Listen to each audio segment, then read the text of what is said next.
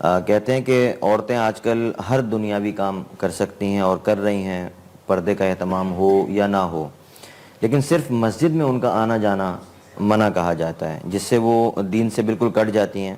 تو کیا احناف کے ہاں اس کی اجازت ہے؟ جبکہ عرب ممالک میں، انڈونیشیا وغیرہ میں دیکھا جاتا ہے کہ وہاں پہ عورتیں جو ہیں وہ مسجد میں آتی ہیں، ان کے لیے مسجد میں باقاعدہ سے جگہ بنائی جاتی ہے اور وہ مسجد میں آ کے نمازیں پڑھتی ہیں۔ تو کیا اس کی اجازت دی جا سکتی ہے کہ خواتین مسجد میں آ کر نماز اس پڑھیں؟ مسئلے کو میں تھوڑا سا تفصیل سے بتاتا ہوں۔ دلائل دونوں طرف ہیں۔ رسول اللہ صلی اللہ علیہ وسلم نے فرمایا، صحیح بخاری کی حدیث ہے، لا تمنعوا اماء اللہ من المساجد، کہ اللہ کی بندیوں کو مسجد میں آنے سے مت روکو۔ اس کے ساتھ ساتھ آپ صلی اللہ علیہ وسلم نے عورت کے لیے گھر میں نماز پڑھنا مسجد سے نماز پڑھنے کو بہرحال افضل قرار دی ہے۔ تو اس سے پتہ یہ چلا بخاری کی حدیث سے کہ عورت کے لیے مسجد میں آنا جائز ہے، مگر گھر کی نماز مسجد کی نماز سے بہرحال افضل ہے، اس کو اپریشیٹ نہیں کیا جائے گا مسجد میں آنے پر۔ پہلی بات تو یہ ہوئی۔ اسی حدیث کی بنیاد پر جمہور علماء کا مذہب یہی ہے کہ عورت ہر نماز کے لیے مسجد میں آ سکتی ہے، اور امام ابو حنیفہ رحمہ اللہ تعالیٰ کی رائے یہ ہے کہ عورت کو فساد زمان کی وجہ سے، یعنی زمانہ چونکہ چینج ہو گیا، اس بیس پر عورت کو مسجد میں آنے سے روک دیا جائے گا۔ اور یہ روکنا بھی قرآن و سنت کی مخالفت نہیں ہے، بلکہ وہ یہ کہتے ہیں کہ بھئی ایک حدیث میں اجازت مل رہی ہے، لیکن وہ جن شرطوں کے ساتھ اجازت مل رہی ہے وہ شرطیں مفقود ہیں، خواتین ان کی پابندی نہیں کرتی، اور وہ صحابہ جیسا دور نہیں ہے کہ لوگ عورت کی یعنی اس کے احترام کا خیال کرتے ہیں، اور یہ سب چیزیں جو آج کل معاشرے میں بدنظری وغیرہ پھیل گئی ہے۔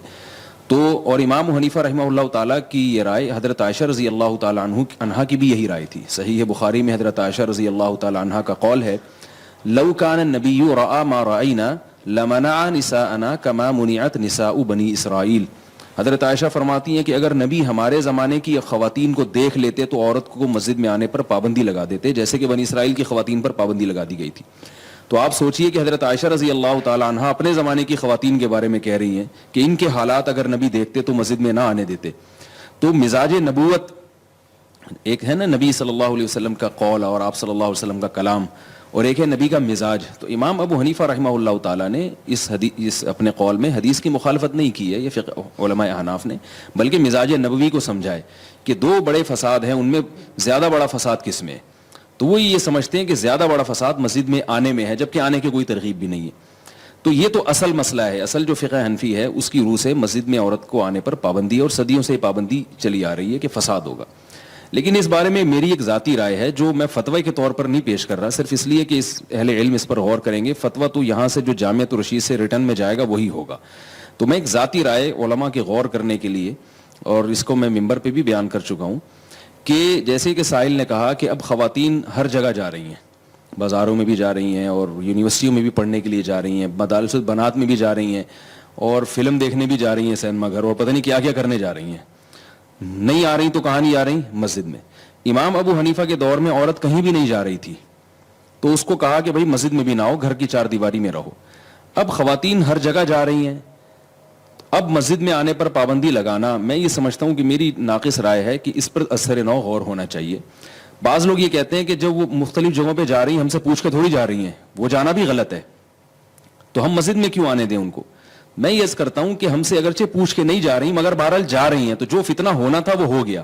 اب ایک خیر کی جگہ تھی مسجد، جو اسلاف کا دور تھا نا، اس میں عورت کو گھر کے اندر وہ خیر کی تمام چیزیں معلوم تھیں، یہ معلوم ہو سکتی تھیں جو مسجد سے جن کا تعلق تھا، دینداری تھی، اسلامی حکومتیں تھیں۔ اب عورت کو گھر میں دین نہیں ملتا، اگر کسی خاتون کو گھر میں دین مل رہا ہے تو ٹھیک ہے، وہ نہ آئے مسجد میں۔ اب خواتین کو گھر میں دین نہیں ملتا، گھر میں ٹیلی ویژن ہے، واٹس ایپ ہے، فیس بک ہے، دنیا کی ہر چیز ان کے پاس موجود ہے۔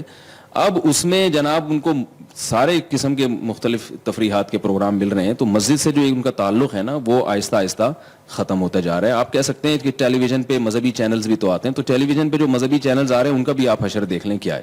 جو مذہب کے نام پہ چینل چل رہے ہیں ان میں بھی ایک آدھ ہی بمشکل صحیح ہوگا، باقی تو وہ بھی فساد پھیلا رہے ہیں۔ تو مسئلہ یہ ہے کہ فقہ حنفی کی جو بنیاد ہے وہ یہ نہیں ہے کہ عورت پر مسجد میں آنے پر پابندی ہے، ایسا نہیں ہے، تو حدیث سے ثابت ہے۔ اصل یہ ہے کہ فساد کس میں ہے، تو فقہ حنفی میں فساد کی وجہ سے پابندی ہے۔ میں یہ عرض کرتا ہوں کہ اگر آنے میں فساد کم ہو اور نہ آنے میں فساد زیادہ ہو تو فقہ حنفی ہی کی روشنی میں آنے کا حکم دیا جائے گا ان کو، یعنی آنے کی حکم نہیں، اجازت دی جائے گی۔ لوگ یہ کہتے ہیں کہ یہ کیسی بات ہے کہ اس زمانے میں مسجد میں آنے میں فتنہ تھا عورت کا اور اس زمانے میں فتنہ نہیں ہے, یہ کیسے ہو سکتا ہے؟ میں یہ کہتا ہوں کہ یقیناً اس زمانے میں فتنہ ہے, لیکن نہ آنے میں جس نوعیت کا فتنہ ہے وہ بہت بڑے درجے کا فتنہ ہے. وہ کیا ہے کہ خواتین کا اسلام سے رشتہ آہستہ آہستہ کمزور ہو رہا ہے. آپ دیکھیں کہ جن علاقوں میں خواتین مسجدوں میں جاتی ہیں, میں نے وہاں دیکھا ہے کہ ان کا مذہب سے رشتہ مضبوط ہوتا ہے, اور جن علاقوں میں خواتین مسجدوں میں نہیں جاتی ان کا مذہب سے رشتہ کمزور ہے. تو فتنے کی نوعیت چینج ہو گئی ہے. بے پردگی کا فتنہ تو آج بھی اس کا خطرہ ہے, لیکن نوعیت کیا ہے کہ نہیں آئیں گی تو اسلام سے ہی دور ہو جائیں گی.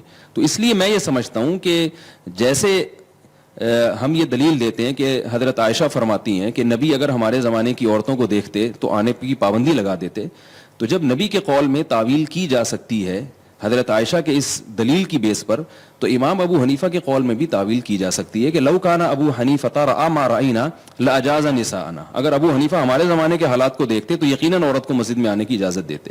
تو اس لیے میری ایک ٹوٹی پھوٹی ناقص رائے ہے جو علماء کے غور کرنے کے لیے میں پیش کر رہا ہوں کہ اس زمانے میں خواتین کو, بنات کے مدرسوں کا بھی تو صدیوں سے ہمیں کوئی تصور نہیں ملتا نا, لیکن مدارس البنات کی اجازت کیوں دی گئی کہ بھائی یونیورسٹیوں میں جا رہی ہیں, ڈاکٹر بن رہی ہیں, انجینئر بن رہی ہیں, تو عالمہ کیوں نہیں بن رہی, جبکہ صدیوں میں لڑکیوں کے مدارس کا آپ کو اسلامی تاریخ میں کوئی تصور نہیں ملے گا.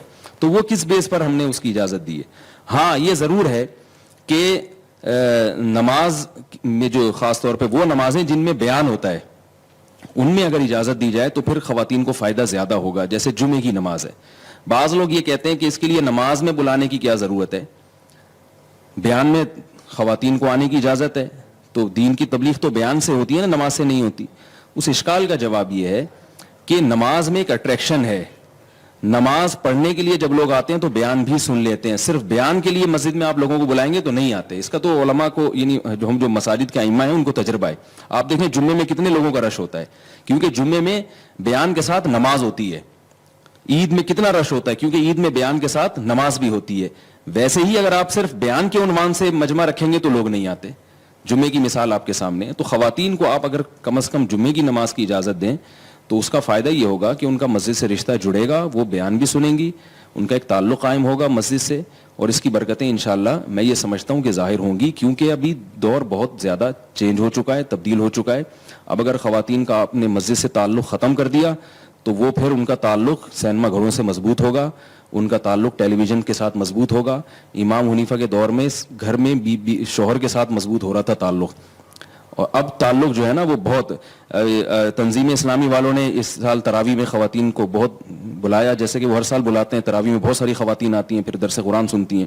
کسی نے مجھ سے آ کے شکایت کی کہ یہ تو جائز نہیں ہے, خواتین کا تراویح میں اس طرح سے فقہ حنفی کی روشنی میں جائز نہیں ہے, اور ان کی بھی بر صغیر میں اسی پر عمل ہو رہا ہے, تو یہ کیوں ایک الگ رائے کر رہے ہیں؟ تو میں نے ان سے کہا کہ اگر یہ خواتین کا اجتماع یہاں نہ ہوتا تو یہ خواتین ابھی طارق روڈ کی سڑکوں پہ گھوم رہی ہوتی, رمضان کی راتیں اس طرح سے ضائع کر رہی ہوتی. ابھی انہوں نے کسی خیر کے کام میں لگا دیا, ان کو تراویح میں لگا دیا, عبادت میں, اور ساتھ ساتھ تفسیر میں لگا دیا. تو اگر وہ نہ لگائیں تو نتیجہ یہ نکلے گا کہ وہ شاپنگ سینٹروں میں اپنے ٹائم کو برباد کریں گی.